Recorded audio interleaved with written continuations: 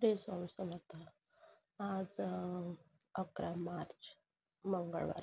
आजपासून स्वामी सेवेला सुरुवात होत आहे. 31 तारखेला स्वामी समर्थांचा प्रगट दिन आहे. त्याच्यामुळे आज कोणी पारायण करतात, कोणी 11 तारक मंत्राचं अनुष्ठान करतात, 11 माळ जपाचं 21 दिवसाचं अनुष्ठान करतात. मला काही म्हणजे असं पारायण म्हणून ठेवायचं नव्हतं, कारण माझी तब्येतही बरी नव्हती आणि त्याचप्रमाणे माझी मुलगी ही अगदी छोटी आहे. 3 महिन्याची, 3-3.5 महिन्याची. त्याच्यामुळे मी एक पूर्ण पारायण करू शकत नाही.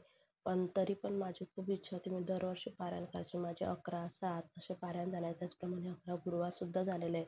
आता म्हणून मग मी आज विचार केला की आपणही थोडीशी सेवा करावी. म्हणून मी एक पारायणासारखं स्वामीचरित्र सारामृत या पारायणाला कसलेच नियम नसतात. फक्त मांसाहार वर्ज्य असतो.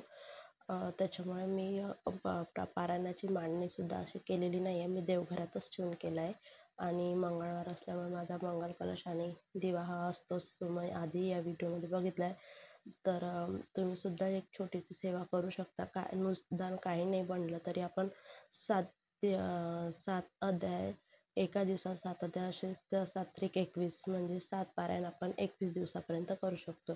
त्यानंतर तुम्ही बघू शकता नैवेद्य लावला आहे. गूळ पोळी आणि हरभऱ्याची डाळसुद्धा आपल्याला लावायची आहे. 3 पोळ्या करायच्या. कुत्र्यासाठी, गाईसाठी आणि देवाजवळ असं ठेवायचं. कशी वाटली मला नक्की सांगा.